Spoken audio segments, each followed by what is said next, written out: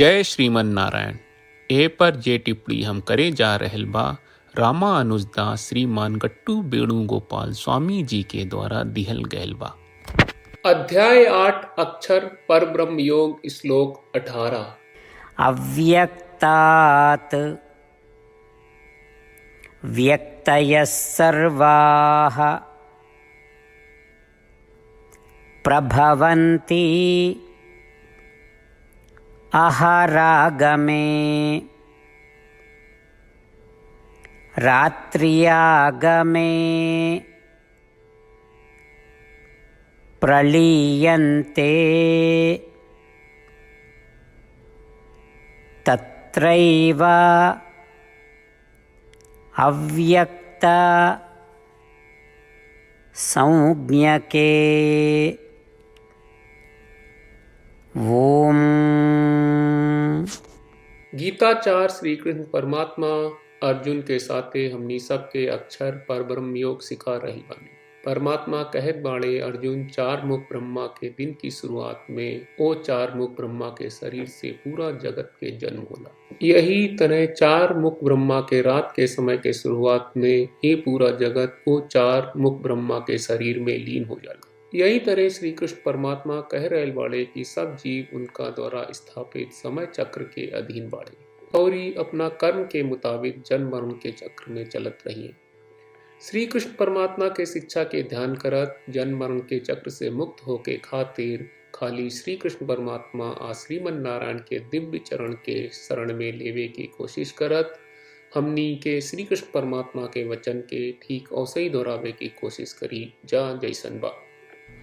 अव्यक्तात् व्यक्तयः सर्वाः प्रभवन्ति अहरागमे रात्र्यागमे प्रलीयन्ते तत्रैवाव्यक्तसंज्ञके। श्रीमद् भगवत गीता का पूरा सार श्री कृष्ण परमात्मा ने अध्याय 18वें के श्लोक 65 से 70 में 8 काम करे खातिर देले बाड़े। श्री कृष्ण कहले, हम ओ लोगन से प्रेम करनी जो लोग इन 8 बातन के मान तारे। हम ओ भक्तन के हर तरह से रक्षा करब। श्री कृष्ण परमात्मा के द्वारा बोलल गईल संपूर्ण भगवत गीता सुनला के बाद अर्जुन कहले, करिष्ये वचनम त्वा, जेके मतलब बा कृष्ण मैं वही करब जौन आप कही। यही कारण बा श्री कृष्ण अर्जुन के हर तरह के सफलता आ विजय प्रदान करेले। आई परमात्मा के आपन व्रत देई कि हमनी के ये 8 गौ कर्म के पालन करी जा। ई वचन परमात्मा के देवे से बड़न कौनो पूजा तपस्या यज्ञ नहीं। हम 8 प्रण कहब जौन हमनी के करे के चाहिए। आप सब कृपया इन्हन के आपन दिमाग और दिल में सोची। श्री कृष्ण के आपन वचन देवे के ई तरीका में हमनी सबकी कल्पना करे के चाहिए कि श्री कृष्ण का चेहरा खुशी से चमकत बा और खुशी के एहसास करत बा। जय श्रीमन नारायण। यहाँ हमनी के 8 वादा बा। हमनी के पहला वादा, हे श्रीमन नारायण, आपका निर्देश के मुताबिक हम हमेशा तोहार ध्यान करब और तोहार बारे में सोचब। हमनी के दूसर वादा, हे श्रीमन नारायण, आपका सलाह का अनुसार हम हमेशा आपका भक्त रहब। हमनी के तीसर वादा, हे श्रीमन नारायण, हम आपन सब काम तोहरा सेवा के रूप में और तोहरा संतुष्टि खातिर करब। हमनी के चौथा वादा, हे श्रीमन नारायण, जैस की आप माने के कहले रहलू, हमरा बहुत विश्वास बा कि हम आपके होई और हम हमेशा आपन दोनों हाथ जोड़ के आपके नमस्कार करब और आपकी पूजा करब। हमनी के 5वां वादा, हे श्रीमन नारायण, हमरा के तोरा बात माम एकम शरणम ब्रज 1866 याद कहले, जहाँ आप हमरा के आपन का अर्पित करे का कहा। श्रीमन नारायण, मैं हमेशा तोहरे शरण में रहब। हमनी के 6वां वादा, हे श्रीमन नारायण, हमरा के तोहरा बात माँ सुचहा 1866 याद कहले कि आप हमनी के शोक ना करे का आश्वासन दे रहे बड़े। हम अब और शोक ना करब।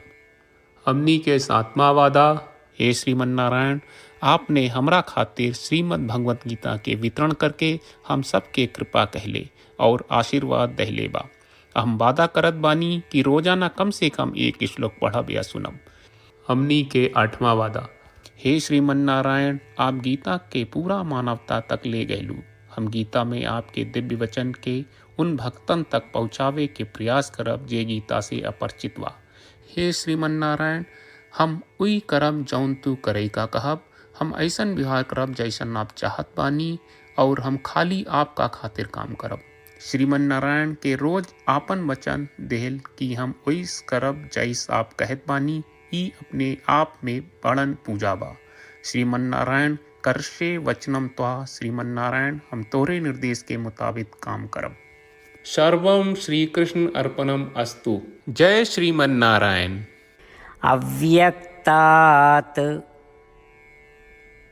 व्यक्तयः सर्वाः प्रभवन्ति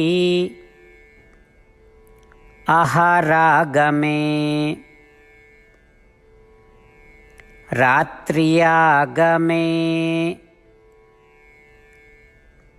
प्रलीयन्ते तत्रैव अव्यक्त संज्ञके।